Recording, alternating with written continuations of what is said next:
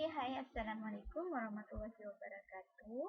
Kita akan teruskan lagi dengan 8.4, iaitu peranan Kabinet pertama Persekutuan Tanah Melayu. Hari itu Cikgu dah ajar 8.3, iaitu pembentukan Majlis Persekutuan Perundangan Persekutuan ataupun MPP. Sekarang kita dah ada Kabinet, dah ada orang yang kita undi, dah ada orang yang menang. Jadi sekarang, apa fungsi orang-orang yang menang tu? Orang-orang yang menang sebagai pemimpin itu kita panggil sebagai ahli kabinet. Ini adalah gambar ahli kabinet pertama Persekutuan Tanah Melayu. Kita lihat pada akhir pembelajaran hari ini awak dapat huraikan tentang peranan ataupun fungsi mereka-mereka yang telah dipilih dalam pilihan raya umum hari itu. Ini adalah barisan pertama Kabinet Persekutuan Tanah Melayu. Ada 10 nama di sini. Ini adalah 10 orang menteri tempatan.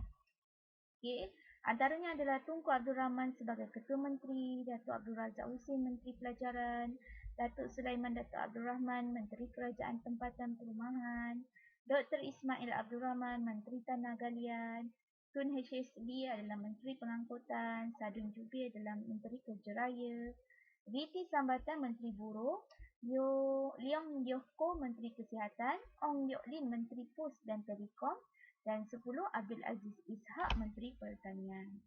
Daripada 10 orang ini, kita juga ada 3 orang pegawai British sebagai penyelia. Jadi apa fungsi pegawai British ini? Dia adalah Setiausaha Kewangan, Setiausaha Hal Ehwal Ekonomi dan Setiausaha Pertahanan. Peranan Kabinet pertama Persekutuan Tanah Melayu, kita lihat ada 5. Yang pertama adalah membincangkan soal keuangan dan keperluan orang tempatan dalam perkhidmatan awam. Nombor 2, menyambung sistem yang digunakan dalam Majlis Mesyuarat Persekutuan berasaskan model Westminster. Westminster. Nombor 3, mengurangkan kuasa pentadbiran British. Nombor 4, meminta kuasa veto Pesuruhjaya Tinggi dibatalkan. Dan nombor 5, membincangkan isu keselamatan dan pertahanan dalam negeri. Kita lihat apakah maksud istilah model Westminster tadi. Model Westminster ni adalah maksudnya model yang berikutan ataupun berlandaskan daripada demokrasi mengikut Britain. Sebab kita dulu dijajah oleh British, jadi kita ikut undang-undang yang dipakai di Britain.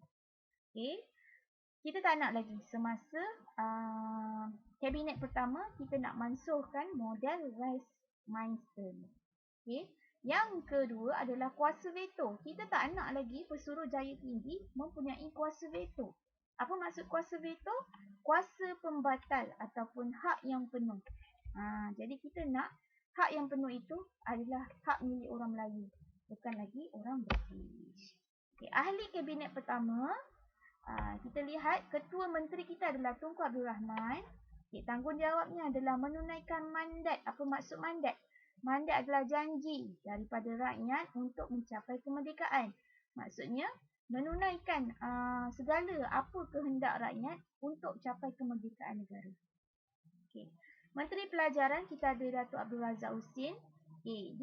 Fungsi dia adalah untuk membina bangsa yang bersatu melalui sistem pendidikan. Kalau semasa zaman British, sistem pendidikan dipecah-pecahkan, iaitu sekolah India dengan guru India dia, sekolah Cina dengan guru Cina, sekolah Melayu dengan guru Melayu, sekolah vernacular Inggeris dengan guru daripada British. Jadi tiadanya perpaduan di situ. Jadi Menteri Pelajaran fungsinya adalah wujudkan satu sekolah di mana semua kaum boleh sekolah dalam satu sekolah. Selain itu kita ada VT Sambatan iaitu Menteri Buruh. Apa fungsinya? Fungsinya adalah melaksanakan tugas terawalnya bersama-sama menteri lain dalam perkhidmatan awam, mengurangkan pegawai Eropah dalam pemerintahan. Menteri Kesihatan iaitu Leong Yoh Ko menjalankan rancangan secara meluas iaitu meningkatkan mutu perkhidmatan perubatan dan juga kesihatan. Sebab pentinglah setiap kampung perlu ada klinik, perlu ada hospital untuk kemudahan kesihatan. Ini adalah kabinet pertama Persekutuan Tanah Melayu selepas pilihan raya umum 1955. Okey, duduk dari kiri ni adalah Siti Thomas, ni adalah H.S. Lee, ni adalah Tunku Abdul Rahman, ni adalah Sir Donald McGillivray, ni adalah D.C. Watterson, ini adalah M.G. Hogan dan ini adalah Dr. Ismail Abdul Rahman. Okey, yang berdiri pula, yang ini adalah Datuk Abdul Razak Hussein, yang ni. Okey. Yang ini adalah O. Spencer, ini adalah Abdul Aziz, ini adalah A.H.P. Humphrey, yang ini adalah Sulaiman Datuk Abdul Rahman, ini adalah V.T. Sambatan, yang ini adalah Sadun Jubir, yang ini adalah Liao Yong Koh, Ong Yok Lin dan hujung sekali ni ada Tun Jung Hee. Okey. Jadi, sekarang ni uji minda, apakah yang dimaksudkan dengan kabinet? Tadi cikgu dah beritahu.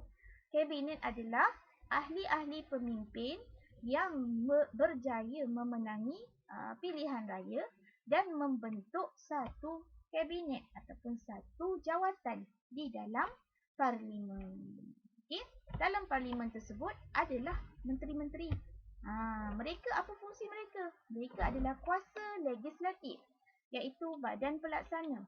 Mereka menggubal undang-undang. Siapa yang lantik mereka? Mereka dilantik oleh rakyat melalui pilihan raya. Okay. Bila mereka menang, mereka akan duduk di Dewan Rakyat atau Dewan Negara. Dan setiap menteri itu memegang portfolio tertentu. Contohnya, Tun Abdul Razak, Tunku Abdul Rahman sebagai Ketua Menteri, V.T. Sambatan sebagai Ketua Menteri Pelajaran. Itu adalah maksud kabinet. Saya harap awak jelas dan faham. Okey. Soalan kebat yang kedua, sejauh manakah kabinet pertama Tunku Abdul Rahman berjaya mewujudkan kompromi antara kaum? Soalan tanya sejauh mana. Jadi awak perlu huraikan satu persatu jawatan yang ada dalam kabinet. Bermula dengan jawatan Ketua Menteri yang diketuai oleh Tunku Abdul Rahman, kaumnya adalah Melayu. Kemudian kita ada Menteri Kesihatan, kita ada Menteri Ekonomi, kita ada Menteri Perpaduan yang terdiri daripada pelbagai kaum seperti V.T. Sambatan, Ong Yok Lee, H.S. Lee dan sebagainya. Jadi adakah anda bersetuju bahawa jawatan-jawatan tersebut menunjukkan perpaduan di dalam negeri Tanah Melayu? Jadi kalau awak setuju, awak letaklah perkataan Kabinet pertama pimpinan Tunku Abdul Rahman Putra Al-Haj berjaya mewujudkan kompromi, iaitu jawatan-jawatan di dalam kabinet terdiri daripada pelbagai kaum. Yang pertama adalah Ketua Menteri kita adalah Tunku Abdul Rahman. Manakala kedua, Ketua Menteri Pelajaran adalah V.T. Sambatan. Contoh jadi awak kena huraikan. Sebab tu soalan dia sejauh mana. Okey. Okey, ini adalah perpaduan bangsa melalui politik. Sejauh manakah kompromi antara kaum berjaya dibentuk? Ini pun soalan sejauh mana. Maksudnya dia tanya pandangan anda. Adakah awak bersetuju? Melalui politik ini, kita dapat gabungkan ketiga-tiga kaum utama iaitu Melayu, India dan Cina. Okey, itu saja pembelajaran hari ini. Sekian, terima kasih. Bye-bye.